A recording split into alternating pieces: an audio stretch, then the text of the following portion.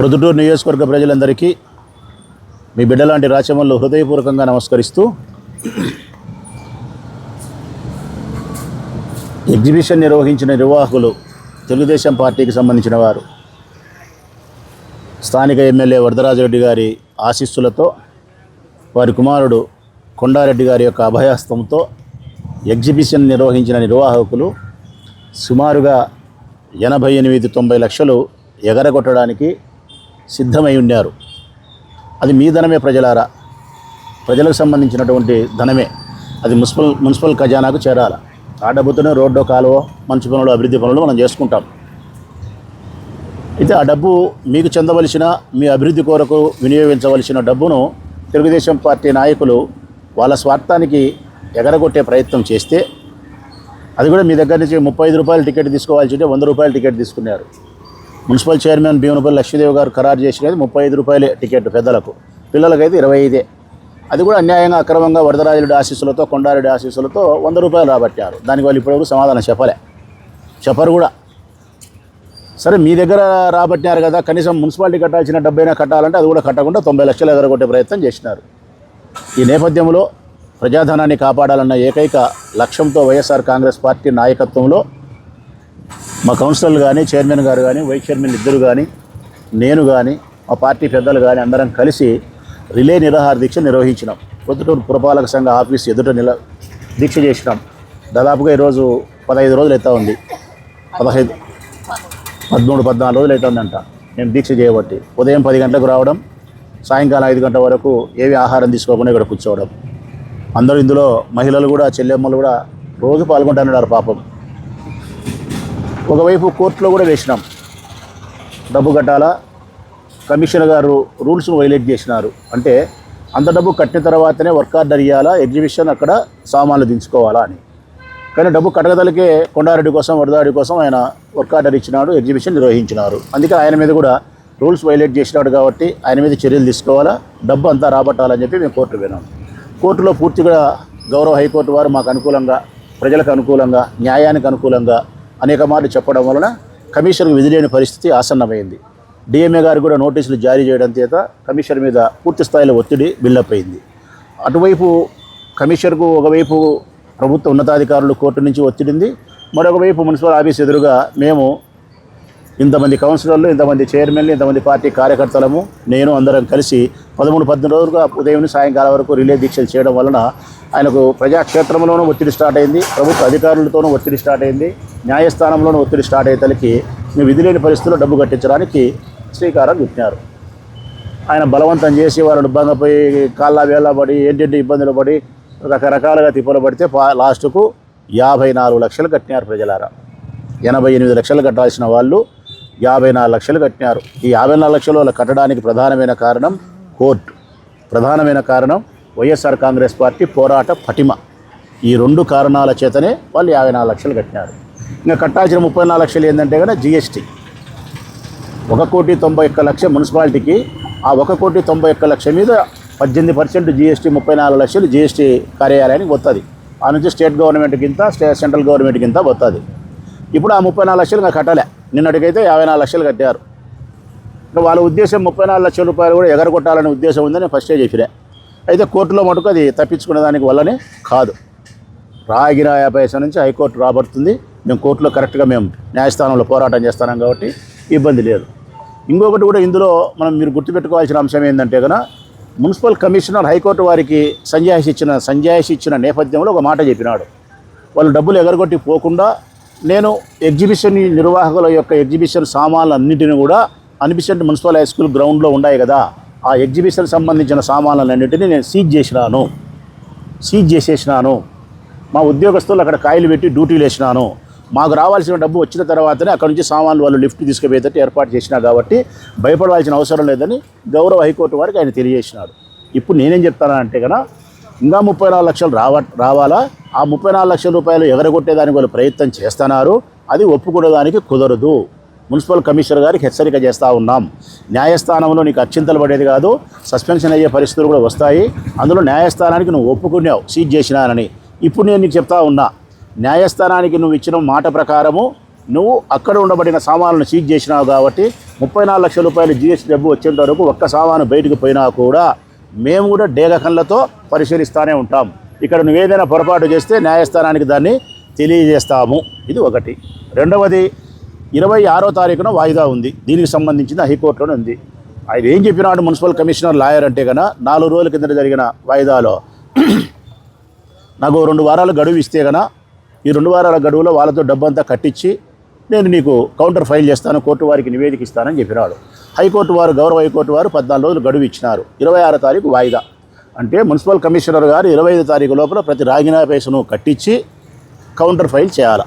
నేను కమిషనర్ గారికి మళ్ళీ కూడా చెప్తా ఉన్నా, 25వ తారీఖు లోపల నువ్వు 34 లక్షలు జిఎస్టీ కూడా రాబట్టి 26వ తారీఖున నువ్వు హైకోర్టులో నివేదిక ఇస్తే నీకు మంచిది, మాకు మంచిది, అందరికీ మంచిది. నువ్వు 26వ తారీఖున ఇవ్వకుండా ఉంటే 26వ తారీఖున న్యాయస్థానం ముందర నువ్వు దోషిగా నిలబడాల్సిన పరిస్థితి వస్తుంది. ఇక్కడ సీజ్ చేసిన సామాన్లు ఏ ఒక్కటి బయటికి పోయినా కూడా మేము డేగల్లాగా కాయలు ఉంటాం కాబట్టి హైకోర్టుకు తెలియజేస్తాము. ఈ 2 విషయాలను తెలియజేస్తూ నిర్వాహకులు కూడా ఒక మాట చెప్తాను, బ్రహ్మదేవుడు వచ్చినా కూడా మీరు 34 లక్షలు ఎగరగొట్టేదానికి కుదరదు, మీరు కట్టాల్సిందే.